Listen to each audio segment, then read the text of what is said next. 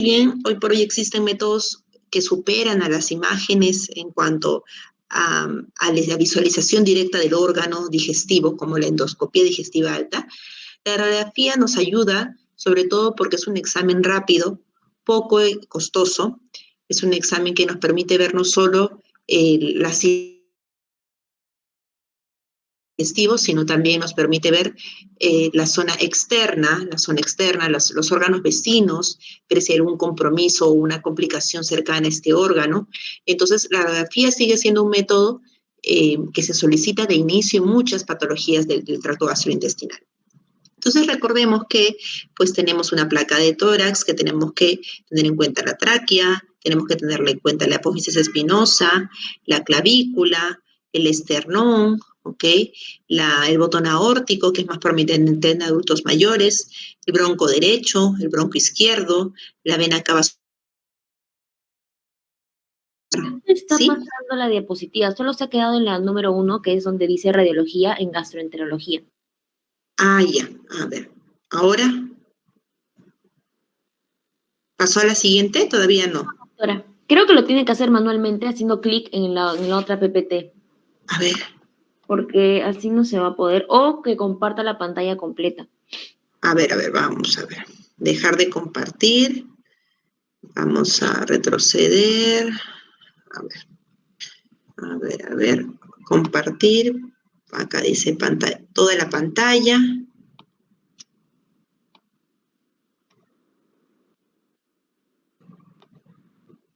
¿Ahí logran ver algo de mi pantalla? Todavía no.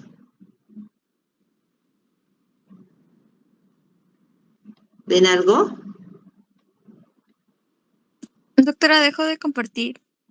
Porque he puesto compartir toda la pantalla y luego ingresé en compartir toda la pantalla. Estoy ahorita proyectando la diapositiva, no sé si logran verla. Sí, doctora, ahorita está cerrando, creo que. Está cargando, ¿no? Sí. A ver, vamos a ver. ¿Mejor?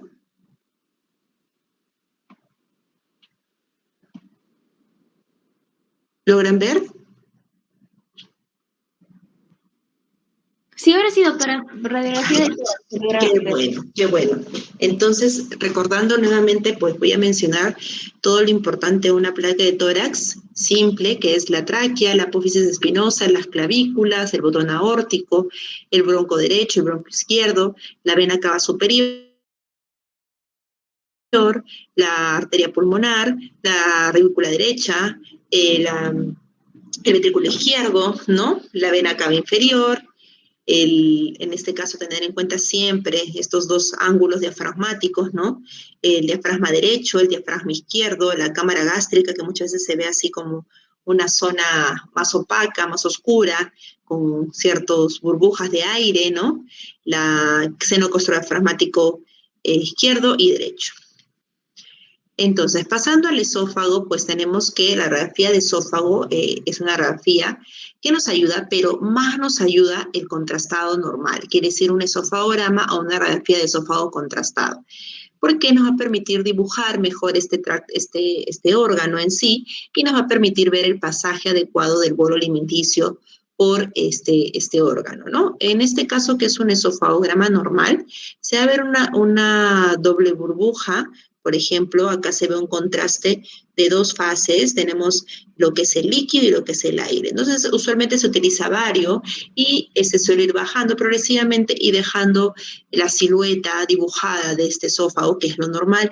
Acá vemos que la unión esófago-gástrica se señala con una flecha, como una zona de menor apertura, que es normal, que suele plegarse o contraerse cuando pasa el alimento y relajarse cuando quiere ingresar el alimento al estómago. Entonces, esta zona de la unión gastroesofágica suele tener esta forma habitualmente. No tenemos que pensar que es una estenosis o es algo raro, sino que esta es la placa esofagograma normal contrastado con bario, ¿ya? La silueta esofágica tubular no tan recta, un poco así ondeada, por así decirlo, por la peristalsis, y en la zona distal, antes de llegar al estómago, a la cámara gástrica, la unión gastroesofágica. Entonces, acá tenemos un primer caso de una paciente mujer de 33 años que ingresa a una clínica de gastroenterología con disfagia retroesternal, que es el dolor retroesternal en el pecho, ¿no? La dificultad para pasar el alimento en la zona esofágica, aliviada por la deglución repetitiva y varios episodios de regurgitación. Aparte de la disfagia, hay regurgitación. La sospecha clínica es una disfagia esofágica y mi primera opción diagnóstica dentro de la como la patología más frecuente en cuanto a los trastornos motores en un paciente joven. Si fuera un paciente mayor, pensaría quizás en otro tipo de patologías como los tumores, cáncer, estenosis secundaria a algún suceso anterior en la vida. La modalidad de elección para una disfagia esofágica, para una disfagia en general, es los estudios de vario. ¿Ya? Los estudios de vario, como el que le mostré anteriormente, es una herramienta habitual en la evaluación inicial de la disfagia. Entonces, cuando la disfagia se localiza en el esófago, en lugar del orofaringe, que se le llama disfagia orofaringea, y no hay informes de aspiración, no hay informes de que el paciente ya tenga tos inmediatamente después de tragar, o un esofagograma en este caso generalmente implica doble contraste. Entonces el vario espeso, que ustedes vieron en la anterior imagen, para visualizar los detalles mucosos y los cristales de aire efervescentes para distender el órgano. Este examen se realiza en posición vertical, en varias proyecciones, es decir, varias tomas, y un solo contraste que es el vario líquido que lo bebe el paciente. Esto se realiza en posición prono, oblicuo anterior derecho, para evaluar la distensibilidad esofágica y el peristaltismo. Entonces, tenemos el paciente que 33 años con disfagia esofágica, mi primera opción, un trastorno motor, le pido su placa de esófago contrastado, pero tenemos otras opciones hoy por hoy que se pueden tomar en este tipo de situaciones. Sí, tenemos la manometría esofágica para lograr motilidad del esófago, que al final es el diagnóstico por excelencia para definir si es una acalasia y qué tipo de acalasia es, una sonda de pH sospechando de algún trastorno de reflujo o ácido gástrico y sobre todo por excelencia la endoscopía.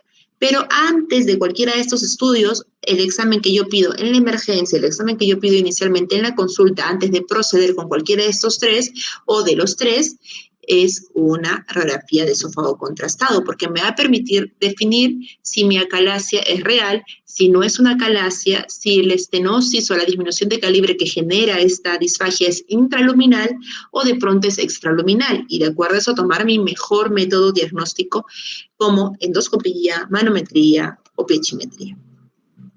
Vamos a pasar a la siguiente. No sé por qué no me permite. Ahí está, creo que está un poquito lento. Acá. Entonces, ¿me están escuchando? Para confirmar audio. Perfecto. Entonces, en esta imagen nosotros vamos a ver la unión gastroesofágica, cómo disminuye en calibre y lo que podría generar una disfagia retroesternal esofágica. En la primera imagen, en la imagen A, vemos que hay una disminución abrupta del esófago y la parte superior a esa disminución abrupta está muy dilatado, ¿no? Demasiado dilatado. En esta zona dilatada a veces se encuentran alimentos, líquidos, y esta terminación se le conoce como punta de pájaro o pico de ave. Esta es muy característica de la famosa acalasia. Eso lo vamos a ver clásicamente en las placas, quizás no como un libro, no tan de libro, pero sí es muy frecuente ver este megaesófago con una estenosis o una disminución de calibre muy marcada distal. En la segunda imagen, que es la esclerodermia, es una patología que afecta, es un trastorno del tejido conectivo, que no solo afecta el esófago, sino todo el tejido conectivo de todo el cuerpo. El esófago también se ve involucrado, y en este caso, la disminución está presente, pero es menor que en la acalasia. Acá sí se ve una terminación puntiforme. Acá hay disminución, pero no es puntiforme. Entonces, cuando tenemos una radiografía de esófago donde vemos esta característica, podemos sospechar en un trastorno motor del esófago como causa de acalasia, como causa de disfagia, pero que no es una acalasia, sino puede ser otro tipo de trastorno como esclerodermia. Y en la letra C, vemos que hay una disminución de la unión gastroesofágica, pero es irregular. Esta zona se va a ver en la placa de esófago bastante irregular, no tan disminuida como, o no disminuida, pero no en gran magnitud como en esclerodermia, pero sí en la radiografía de esófago podemos ver esta irregularidad y acompañado externamente muchas veces un tumor. Entonces, por eso también nos ayuda la placa de esófago, porque podemos ver qué tipo de estenosis o qué tipo de disfagia está presentando este paciente o cuál es la sospecha. Y de acuerdo a eso, pues haré mis exámenes endoscópicos u tomográficos, imagenológicos diferentes. Extrapolando a la imagen, acá en la primera tenemos la pájaro y el megasófago superior, muy característico de acalasia. En la segunda, como mencionamos, disminución, pero una disminución no tan marcada, está disminuido menos, pero no tanto. Eso podría ser parte de una esclerodermia, y la esclerodermia también se caracteriza por afectar otros órganos, y pues en este caso también tenemos afectación del pulmón, se le pide tomografía y se ve también una fibrosis pulmonar que se relaciona mucho a esta patología de la esclerodermia. Finalmente, en esta letra C tenemos en la última imagen una disminución de la luz, como les mencionaba, pero bastante irregular, que podría ser relacionada con un tumor del cardio, ¿no? Siguiente. Vamos a pasar. Ajá, entonces tenemos acalasia, esclerodermia y la última es un enema de esófago. Otros trastornos motores como el espasmo esofágico difuso, que se caracteriza por contracciones no propulsivas y simultáneas, o sea, hay mucho desorden en este músculo liso del esófago y genera dolor retroesternal. A menudo puede ser este trastorno. Y acá el esfínter esofágico inferior presenta una función normal. El problema no es en el esfínter, no está afectada la deglución, pero sí se ve disfagia y dolor cuando pasa el alimento. Y es porque hay una irregularidad en la motilidad del esófago. Ven como una cuenca de rosarios, ¿no? Se le conoce también como el esófago arrosariado o el esófago en sacacorchos, es lo mismo. Y la característica puede ser que en tránsito se observan contracciones no peristálticas simultáneas, no se da al mismo tiempo, que afectan el músculo liso del esófago y hay retención del vario y retención de alimentos. Las zonas pues van a estar contraídas, las que están por acá, y va a dar un aspecto de cuencas de rosarios, como les comenté. En endoscopía, los trastornos espásticos del esófago pues no tienen mucha correlación anatómica, es por eso que quizás haciendo una endoscopía yo no voy a valorar esta cuenca de rosario, no lo voy a ver así. Por eso es que es muy importante y todavía juega un rol bastante valioso en la gastroenterología, la radiografía de esófago. Ya hablaremos de otras zonas del tracto gastrointestinal, pero principalmente de esófago, ¿ok? Entonces, en estas características, si es que nosotros lo llevamos a una manometría para confirmar mi sospecha, los hallazgos esofagográficos se observan ondas simultáneas en más del 30% de las degluciones, de manera intermitente se observan ondas peristálticas normales y algunas ondas fallidas. ¿Alguna duda con respecto a las placas de esófago, chicos? ¿Han visto alguna vez una radiografía de esófago?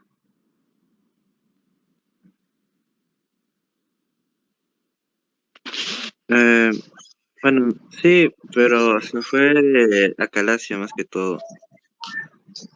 Ya. A ver, te escuchamos.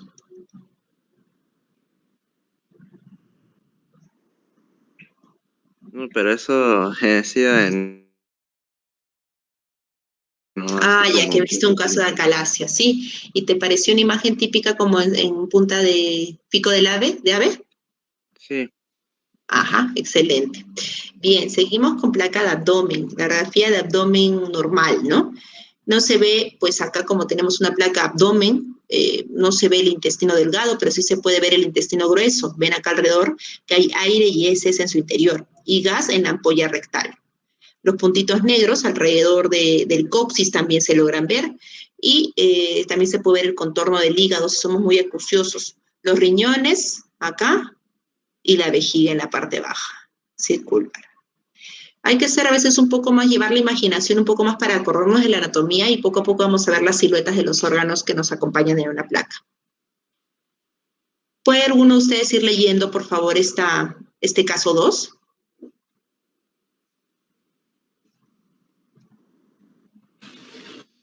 Paciente hombre de 32 años con náuseas, vómitos, dolor abdominal generalizado y sensación. Historia de apendicectomía abierta. Su abdomen era timpánico a la percusión con sonidos intestinales agudos. ¿Sigo leyendo?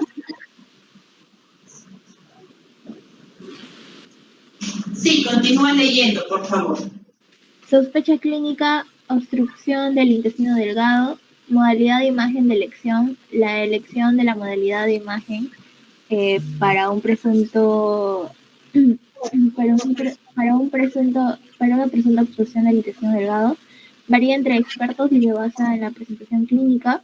La radiografía abdominal puede ser la primera modalidad utilizada porque es relativamente fácil y económico. Sin embargo, su efectividad al diagnosticarla varía del 30 al 90%.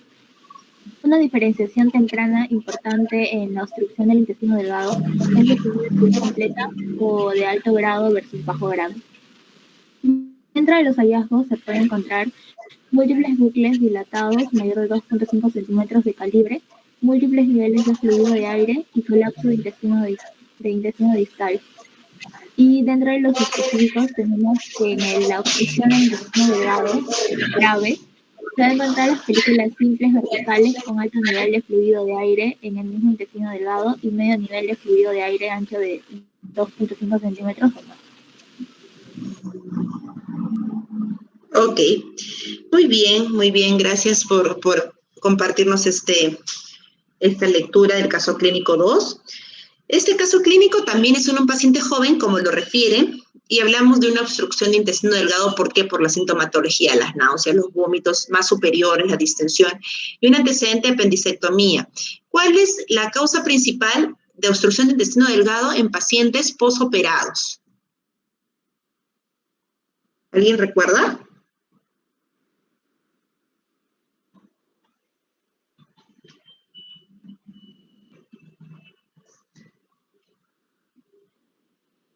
¿Alguien recuerda? ¿Qué sucede en un paciente posoperado? Se forman bridas y adherencias. ¿Se puede hacer adherencias, doctora? Correcto, muy bien. Entonces, esta es mi sospecha. Yo, para concluir, para llegar a un diagnóstico más certero, en toda clase de obstrucción intestinal, mi examen más rápido por elección en una emergencia, que no va a ser el más específico, pero sí es altamente sensible, es la radiografía de abdomen simple. Entonces, en estas placas nosotros vamos a poder ver los bucles dilatados, podemos ver niveles de fluido aéreo, podemos ver colapso intestinal distal, ¿ok? Entonces, vamos a tratar de observar esto en la imagen. Vemos en la figura A la obstrucción del intestino delgado en una placa supina de abdomen con un cuadro obstructivo con múltiples bucles dilatados, ¿ok? Todos estos nosotros le llamamos los bucles dilatados, grandes, ¿no? Dilatados. Y en contraste con la obstrucción del intestino grueso, ¿ok? Se observa una posición más central. Cuando es una obstrucción del intestino delgado va a ser más superior, más entre el hígado y la pelvis. Cuando es del colon es más distal, ¿ok? En este caso es más central. ¿Okay? Se observa, pues, pliegues de mucosas se extienden completamente a través del asa del intestino. Las válvulas conminentes, que son las características anatómicas del intestino delgado, ese es el nombre, válvulas conminentes, donde está la flecha, ven como una pila de monedas, ese es característico del intestino delgado. Y en la placa B tenemos que es una radiografía de abdomen del mismo paciente, pero vertical. Y el paciente muestra pues múltiples niveles diferenciales también, de la misma manera se ven acá, pero acompañado de niveles, ¿no? Donde hay un stop en el enlace intestinal y fluidos de aire, pues con las intestinales dilatadas, dando suficiente tiempo. Dado el suficiente tiempo, con una placa abdomen simple de alto grado o con un cuadro obstructivo del intestino delgado, el intestino distal, incluido el colon recto, no se va a ver. Va a estar, no, si es que la obstrucción es superior, no se va a ver, porque está desprovisto de aire esta zona del colon, como en el caso. Entonces se hace un silencio, como le llamamos un silencio abdominal distal, con múltiples niveles hidroaéreos y las asas dilatadas con la pila de monedas características del asa intestinal delgada. Bien. Una vez que ya hablamos del asa intestinal delgada, como lo mencionamos acá, vamos a ver del caso 3, que es un caso diferente. A ver, una persona que nos pueda, voluntario que pueda leer acá el casito, por favor. Yo, doctora. A ver, te escuchamos. Sí, es el caso de un paciente, hombre de 81 años, que presentó dolor abdominal progresivo, distensión y ausencia de deposiciones o flatos durante las últimas 18 horas. Su principal sospecha clínica es acerca de una obstrucción del intestino grueso. En la modalidad de imagen de elección, en caso de estreñimiento o suboclusión en ancianos, la modalidad de imagen inicial debe ser la radiografía convencional, que ayuda a distinguir entre el intestino delgado y el intestino grueso. El intestino grueso generalmente se encuentra a lo largo de la periferia de la cavidad peritoneal, aunque los dos puntos transversales y sigmoides pueden ser bastante redundantes. Morfológicamente, el intestino grueso tiene austras, aspecto saculado segmentado. Austras no son circunferenciales a diferencia de los pliegues de la mucosa del intestino delgado, pliegues llamados conniventes, que son anillos completos circunferenciales. Los hallazgos característicos,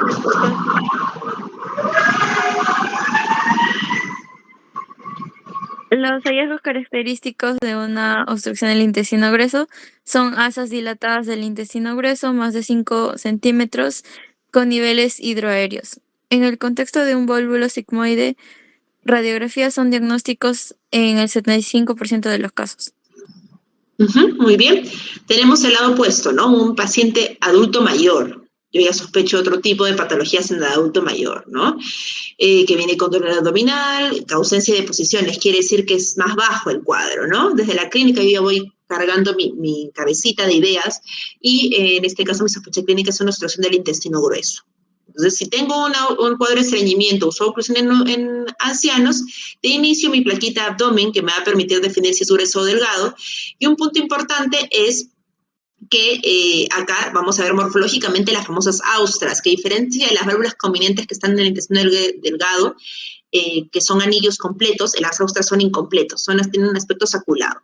Lo más importante es que el colon va a ser siempre mucho más amplio en cuanto a las obstrucciones. De por sí la anatomía del colon es más grande, de por sí, si es que hay un cuadro obstructivo, va a ser más bulliciosa esta placa, va a ser más aparatosa, va a haber un intestino de hasta de 5 centímetros a más, ¿no? Entonces, en la plaquita que les voy a mostrar, acá, ya, en la placa que les voy a mostrar, ven acá totalmente distinto, vemos una placa de intestino grueso, vertical, con múltiples niveles grandes de fluido, de aire dentro de las asas intestinales grandes dilatadas, de por sí.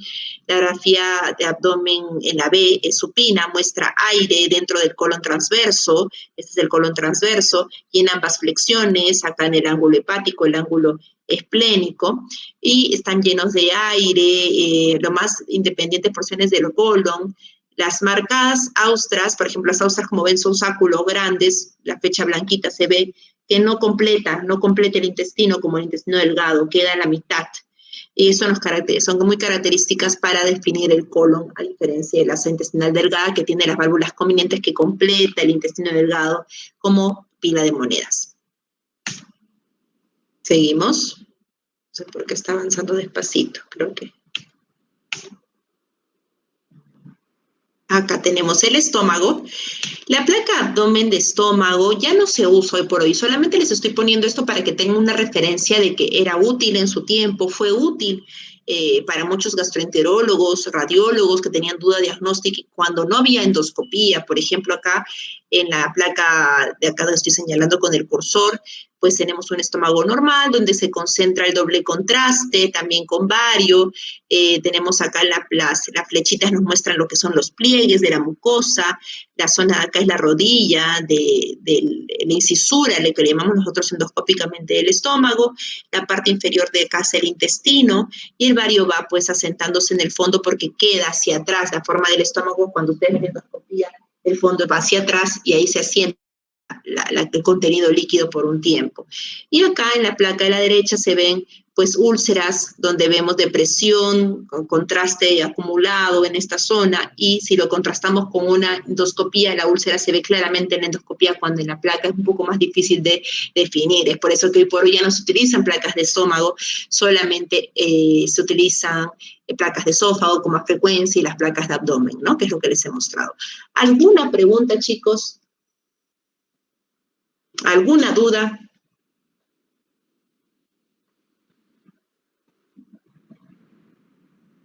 ¿Todo claro? Entonces yo pregunto, en la primera placa que estoy señalando ahorita, ¿ven algo que les llama la atención?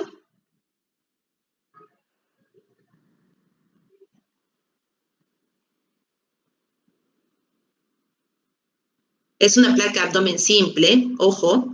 Acá, ¿le llama algo la atención?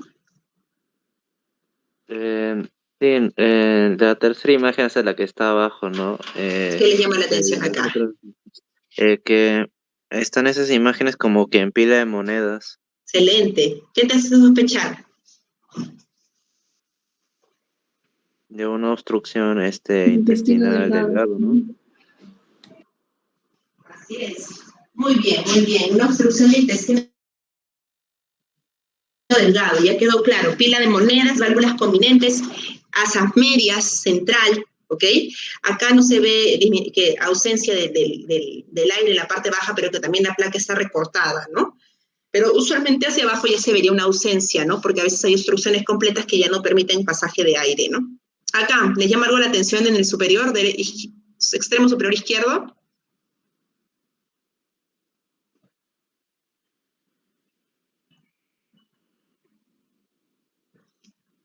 Tiene como una forma de grano de café. Exacto, el famoso vólvulo de sigmoides tiene esta forma de Vólvulo. grano de café. Así es. Acá hay un vólvulo de ciego, menos frecuente, pero lo presento. Y este de abajo es un megacolon. ¿Ven lo amplio del asa intestinal, gruesa? ¿No? Ven que el diámetro puede exceder incluso los 5 centímetros, acá le calculan 12 centímetros, es una obstrucción muy severa que puede conllevar incluso en casos de necrosis a resección intestinal. ¿Acá qué les llama la atención?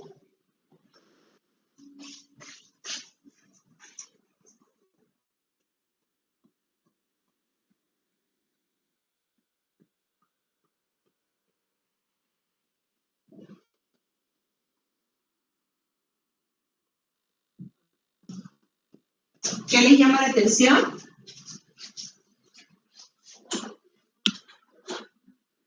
Este es un fecaloma, ¿no? Gigante, obstrucción intestinal distal. Esta es una característica, antes se utilizaban bastante las placas para descartar cáncer. Y mire cómo acá tiene la famosa, el signo de mordida de manzana, sugestiva de carcinoma de colon, ¿no? En la parte baja hay hepatomegalia, se ve hígado metastásico, ¿no? Mira todo este abdomen totalmente tomado por el Ah, cáncer. Y acá se ven sí, calcificaciones doctora. alrededor del páncreas, calcificaciones pancreáticas. Te escuchamos. No, iba a mencionar las calcificaciones, ¿no? Que estaban ahí Llama la en el páncreas. atención, ¿no? Sí, muy claro. Hay que ser muy minuciosos cuando sospechamos de algo y si a veces la placa llega a nosotros por otra causa, no dejar de ver el resto, porque podemos encontrar algo que no nos esperamos, ¿no? ¿Acá qué les parece esta placa?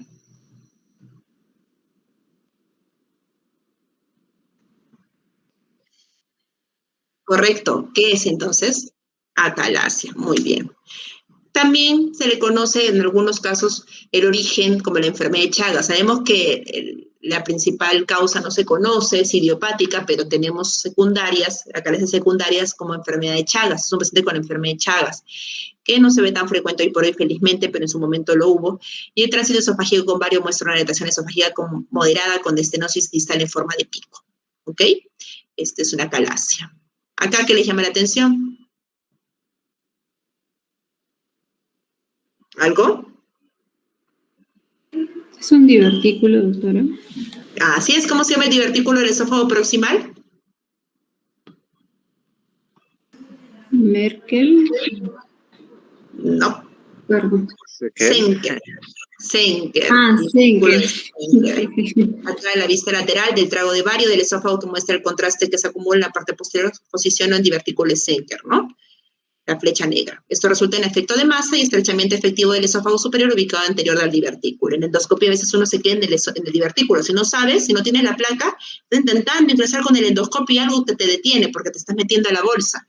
Si ya tienes la placa como algo, como un antecedente, ya tú sabes que tienes que buscar otra doble luz y tratar de ingresar al esófago real, ¿no? ¿Y acá qué les llama la atención? ¿Qué creen que es? Hay como, es que en esa imagen hay como una especie de llave, por eso. Ya, la primera ¿qué es? Ah, y una especie de Una moneda. La segunda ¿qué una es? moneda, Una llave. La tercera. Llave. Una cuchara. una cuchara, Un una avión. especie de avión, Este. Una moneda. no sé, una No. moneda también, ¿no? No. ¿Una pila? Ya no creo que sea de su época, pero se le llama como chipitap. Ok. Que antes había, eran unos packs que venían en los chisitos. Estos tienen muchos Sí. niñitos, hay que tener mucho cuidado porque los niños llegan a la emergencia por esto, ¿ya? Siempre reconocer cualquier cuerpo extraño, disfagia en menor, si el papá no ha visto qué ingirió, o sobre todo si llega a la emergencia con dificultad respiratoria, salorrea, lo primero, esta placa. Muchas gracias, chicos. ¿Alguna duda?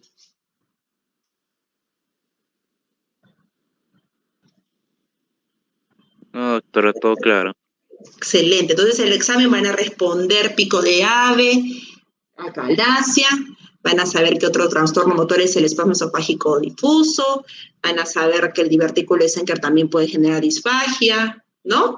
Entonces, espero que haya sido algo que les permita reforzar sus diagnósticos, sobre todo en la emergencia, cuando vayan al internado, cuando vayan al externado, sus serums. Siempre una placa de tórax, en primer lugar, o de abdomen, nos va a ayudar a dilucidar un diagnóstico y sobre todo si sospechan una obstrucción de alguna parte del tracto digestivo, pedir esa placa abdomen simple de inicio nos va a salvar muchísimo, sobre todo en zonas donde no hay tomografía, en zonas alejadas del Perú, cuando vayan a hacer sus serums, no duden en pedirlo, ¿ok? Muchísimas gracias a todos y ya nos estamos viendo la próxima semana. ¿Está bien? Doctora, disculpe, ¿usted cree que me pueda pasar la diapositiva, por favor? Sí, ahora se las envío. Por Ya. WhatsApp o Sí, por está bien. correo. Envías el correo, ¿ya? Por WhatsApp, claro. Ok, listo. Gracias, doctora. Hasta luego.